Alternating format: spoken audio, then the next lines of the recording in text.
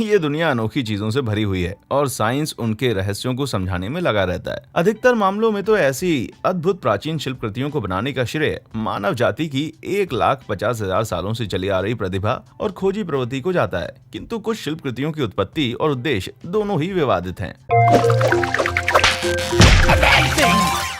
Number 10, समुद्र तल का अटपटा एंटीना। शीत युद्ध का उन्माद जब शिखर पर था, तब समुद्र विज्ञानी शोध में लगे। USNS एल्टनिन नामक एक जहाज ने अंटार्कटिक सागर के तले को स्कैन करते समय एक विचित्र चीज की खोज की। ये अजीब चीज दिखने में एक एंटीना जैसी थी। ये लंबी और सीधी थी और इसके तने में 90 डिग्री पर निकले हुए हाथ बराबरी से फैले हुए थे। तुरंत ही कई परिकल्पनाओं ने जन्म ले लिया। कुछ का कहना था कि ये मानव निर्मित है, शायद सोवियतों द्वारा, और बाकियों ने तो इसे एलियन का अवशेष होने की अटकलें लगा दी। अंटार्कटिका की लहरों के 13,500 फीट नीचे की भयावह जगह तो किसी भी प्रकार के निर्माण के लिए असंभव है, इसलिए इंसानों के उस एंटीना को बनाने की संभावना बहुत कम है। इस एक्स्ट्रा टेरेस्ट्रियल जंतु की जांच चलती रही जब तक सच्चाई सामने नहीं आई। अंततः ये गहरे पानी में रहने वाले एक समुद्री स्पॉन्ज क्लाडोरहेजा कॉन्स्ट्रेसेंस निकला। आधुनिक तस्वीरों में भी ये स्पॉन्ज कुछ हद तक एल्टनिन वाले एंटीना जैसा ही लगता है, किंतु बहुत कम मामलों में। कई लोगों का मानना है कि इस गहरे पानी वाले विचित्र जंतु की दोबारा जांच की जाए ताकि पता चले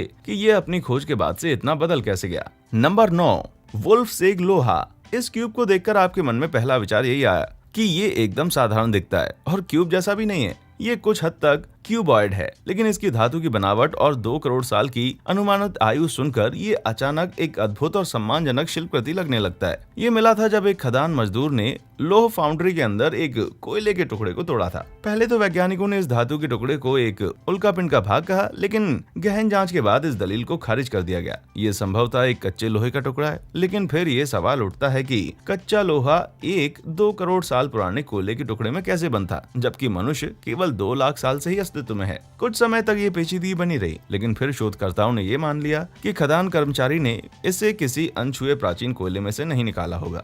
ये शायद किसी मशीन का टुकड़ा है जो कुछ समय पहले ही कोयले के गड्ढे में गिर गया होगा। हालांकि अब भी बहुत से लोग संशय में हैं, क्योंकि इसे आधुनिक शोध पद्धति से नहीं जांचा गया।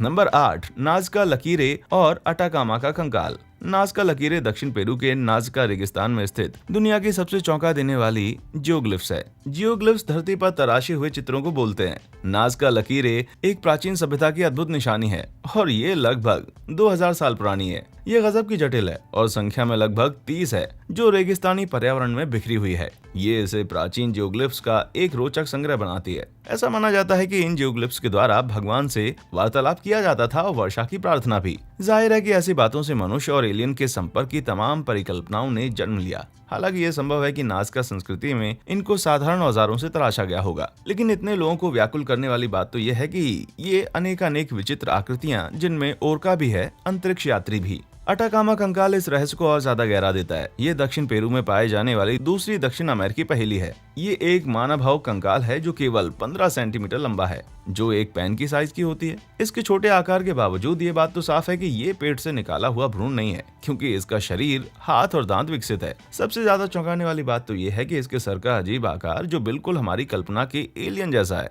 इस अनूठे कंकाल की जांच जब आधुनिक डीएनए प्रणालियों से स्टैनफोर्ड यूनिवर्सिटी के प्रोफेसरों द्वारा की गई, तो ये पाया गया कि ये एक मानव ही है और वहीं का है। ये मृत्यु के समय 6-8 साल का था, जो इसकी साइज को देखते हुए असाधारण है। जिस जेनेटिक बदलाव के कारण इसका ये अजीब रूप उभरा था, वो अभी तक साफ नहीं है। आज तक कोई भी इसे समझा नहीं पाया है। नंबर 7, लंदन हथौड़ा। ये हथौड़ा अकस्मात ही मिला था। टेक्सास के लंदन में 1936 में एक परिवार को एक पत्थर मिला, जिसमें से अजीब सा लकड़ी का ठूठा बाहर निकल रहा था। उनके पुत्र ने इसे तोड़कर खोला तो पत्थर में ढाला गया हथौड़ा साफ दिखने लगा। 30 के दशक के पुरातत्व शास्त्रियों के लिए रोचक बात ये थी कि ये हथौड़ा उस 3 करोड़ साल से भी पुराने पत्थर में कैसे बंद था। कईयों ने इस संकेत से ये निष्कर्ष निकाला कि लंदन हथौड़ा एक असाधारण अति प्राचीन शिल्पकृति है, जो आधुनिक तकनीक से बनाया गया था। हालांकि इसकी बनावट कई पुराने अमेरिकी औजारों से मेल खाती है। और फिर जियोलॉजिस्ट ये समझाने में जुट गए कि कैसे पत्थर के इतने पुराने होने के बावजूद हथौड़ा उसमें आधुनिक काल में ही गढ़ा गया होगा। चूना पत्थर और अन्य प्रकार के पत्थर सहज ही गल जाते हैं, तो भारी वर्षा के दौरान यह हथौड़ा ऐसे ही कीचड़नुमा द्रव में धंस गया होगा और फिर वो मिट्टी जमकर पत्थर बन गई होगी। नंबर 6, मैनपेनी। हम में से कुछ लोग इस तुकबंदी से वाकिफ हैं। 1492 में कोलंबस ने ओशियन ब्लू में जल यात्रा की। कई सालों तक अटलांटिक पार की यात्रा का यही ऐतिहासिक वर्णन सही माना गया था। 1492 में यूरोप से अमेरिका तक पहुंचना बहुत बड़ी बात थी, किंतु नए प्रमाणों से पता चलता है कि वाइकिंग्स ने ये अभूतपूर्व उपलब्धि उससे पहले ही हासिल कर ली थी, और वो भी लगभग 500 साल पहले। इस बात का एक सबूत है मैन पेनी, जो 1957 में मैन में पाई गई थी। पहले तो इसे एक अंग्रेजी सिक्का समझा गया, किंतु बाद में इसके एक नॉर्स सिक्के होने की पुष्टि हुई जो ओलाफ क्यर्रे के शासनकाल से था। ये 1067 से 1093 तक नॉर्वे का राजा रहा था। ये मैन तक कैसे पहुंचा, ये तर्क विवादित है। कुछ लोगों का कहना है कि इसे वहां जानबूझकर रखा गया था, जबकि दूसरों का कहना है कि स्थानीय लोगों को ये कहीं और मिला था। जो भी हो, इसमें जवाब कम और सवाल ज्यादा छिपे हुए हैं। नंबर 5, बगदाद की बैटरी। ये शिल्पकृति 3 टुकड़ों से बनी हुई है और ये इराक में खोजी गई थी। ये बनी है एक मिट्टी के बर्तन से, जिसमें एक तांबे की रोल की हुई ट्यूब के साथ लोहे की एक छड़ रखी हुई थी। इसकी उत्पत्ति का समय सन 150 बीसी से 650 एडी के बीच पाया गया है। हालांकि इसका उद्देश्य समझा नहीं जा सका, किंतु कई परिकल्पनाओं के अनुसार ये एक प्राचीन बैटरी है। ये बैटरी काम करने लगेगी यदि इसमें नींबू या अंगूर के रस जैसा कोई एसिड घोल के डाला जाए। ये तांबे और लोहे के इलेक्ट्रोड्स में भिन्नता के कारण करंट पैदा कर देगा। हालांकि ये बात कुछ कारणों से मानना थोड़ा कठिन है। सर्वप्रथम बिजली को 18वीं सदी तक समझा ही नहीं गया था, जब तक बेंजामिन फ्रैंकलिन ने तूफान में अपनी प्रसिद्ध पतंग नहीं उड़ाई। दूजा, यदि ये एक प्राचीन बैटरी है तो भी उस जमाने में इस यंत्र का उपयोग आखिर क्या रहा होगा। कुछ अनुमानों के अनुसार ये इलेक्ट्रोथेरेपी, चिकित्सा या मूर्तियों पर इलेक्ट्रोप्लेटिंग के काम आती होगी। कुछ और दलीलें कहती हैं कि बगदाद बैटरी स्टोरेज का एक विशेष बर्तन है। जो भी हो, अधिकतर साइंटिस्ट बैटरी वाली थ्योरी से सहमत हैं। हालांकि इसके उपयोग के बारे में कोई ठोस जानकारी नहीं है। नंबर 4, लायाकर्गस प्याला। ये प्याला, जिसका नाम लायाकर्गस प्याला रखा गया है, माना जाता है कि ये 400 ईडी के लेट रोमन काल की सबसे शानदार कांचकारी है। आज के मापदंडों से भी ये सुंदर और जटिल है, और सबसे खास बात तो यह है कि लाइट पड़ने पर इसमें डाइक्रोइक प्रभाव दिखता है, जिससे पीछे से रोशनी मारने पर कांच लाल दिखता है और आगे से करें तो हरा दिखता है। यह अनोखा प्रभाव आसानी से उत्पन्न नहीं किया जा सकता है, और शोधकर्ताओं ने पता लगाया है कि इस पूरे प्याले में सोने और चांदी के बारीक कण बिखरे हुए हैं, जिससे ये प्रभाव उत्पन्न किया जाता है। ये सूक्ष्म कण केवल 70 माइक्रोन्स के हैं, जिससे इनको शक्तिशाली प्रकाशिकी माइक्रोस्कोप से भी देख पाना बहुत कठिन है। इनको ठीक से देखने के लिए ट्रांसमिशन इलेक्ट्रॉन माइक्रोस्कोप की आवश्यकता है। ये कण प्रकाश की अलग अलग वेवलेंथ और उनके आने की दिशा के अनुसार लाल और नीले रंग में प्रतिबिंबित करते हैं। ये प्रभाव कैसे उत्पन्न किया गया होगा, सोचकर ही माथा घूम जाता है। हालांकि शोधकर्ताओं के अनुसार ये संयोगवश कांच को बनाने वाली वर्कशॉप में संक्रमण से हो गया होगा। नंबर 3, वॉयनिच हस्तलिपि। ये एक ऐसी वास्तविक गुत्थी है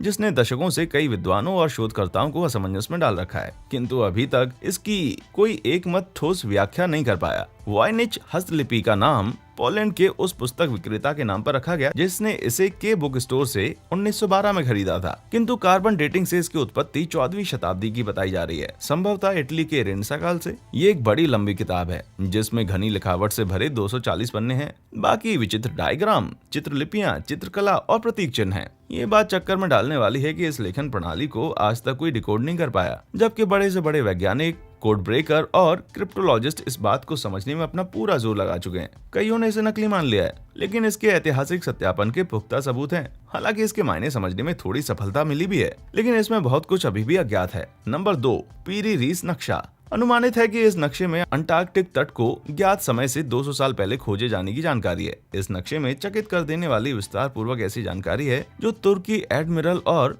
नक्शानवीस पीरी रीस ने संकलित की थी। उसने ये संकलन कई नक्शों से किया था जो मिस्री, पुर्तगाली और अरबियों द्वारा बनाए गए थे। हालांकि इसमें कई विसंगतियां पाई गई हैं, जैसे कि नक्शे पर जो दिखाया गया है क्या वो वाकई अंटार्कटिक तट है। भूखंड को ठीक से लेबल भी नहीं किया गया, जिससे विद्वानों ने निष्कर्ष निकाला है कि ये नक्शा दूसरे कई खोए हुए नक्शों पर आधारित है जो अज्ञात समुद्र यात्रियों ने बनाए थे। कुछ लोगों का दावा है कि ये एक अज्ञात किंतु अति विकसित प्राचीन सभ्यता का काम है। हालांकि किसी भी ऐसे दावे का सत्यापन नहीं हो पाया। ये मुमकिन है कि नक्शे में उस भूखंड को अंटार्कटिका समझ बैठना ये गलती है। नंबर 1, एंटीकैथरा तंत्र। प्राचीन यूनानियों की अद्भुत अक्लमंदी विज्ञान को अचंभित करती आई है, और ये साबित करने के लिए सबसे प्रसिद्ध चीज शायद एंटीकैथरा तंत्र है। ये तंत्र एक अजूबा है क्योंकि इसकी मशीनरी कारीगरी 14वीं शताब्दी में निर्मित यूरोपीय घड़ियों की टक्कर की है। इस शिल्पाकृति का निर्माण पक्के तौर से ईसा पूर्व सन सन 100 में हुआ था और इस तरह ये दुनिया का सबसे पुराना एनालॉग कंप्यूटर है। इस जंतर की इमेजिंग स्टडी से पाया गया कि इसमें 37 गियर थे, जिससे सौरमंडल की गतिविधियों का अनुसरण कर पाता था अपने 3 डायलों द्वारा, जिसमें हर एक के पास स्वयं के हाथ थे। मुख्य डायल सूर्य, बुध, मंगल, गुरु और शनि की चाल बताता था। यूनानियों को यही 5 ग्रह पता थे। ये तंत्र राशि चक्र में चंद्रमा का भी अनुसरण करके ग्रहण लगने का समय भी बता पाता होगा। ये इस तरह रचा गया था कि चांद के कक्ष की अनियमितताओं को भी बताने में सक्षम था। दूसरा डायल 19 वर्षीय यूनानी मेटोनिक चक्र और 76 वर्षीय कैलिपिक चक्र द्वारा तिथि बताने के लिए बनाया गया था और तीसरा डायल ग्रहण का चक्र दर्शाता था। इस यंत्र की अद्भुत पेचीदगी ही इसकी कहानी कहती है, किंतु इसको बनाने वाले के बारे में हमें कुछ भी नहीं पता। हालांकि अत्यंत पुराना होने के कारण इस तंत्र की जटिल कार्यप्रणाली एक समय में असंभव सी लगती थी, लेकिन यूनानी कारीगरी को जानते हुए इसकी डिजाइन और शिल्पकारी संभव लगती है और इसमें समाई जानकारी का पुख्ता प्रलेखन कई विद्वानों और खगोल शास्त्रियों ने किया था। तो आपको कौन सी शिल्पकृति सबसे रहस्यपूर्ण लगी, या फिर आपको लगता है कि आपको उनमें से किसी का उद्देश्य या जवाब पता है?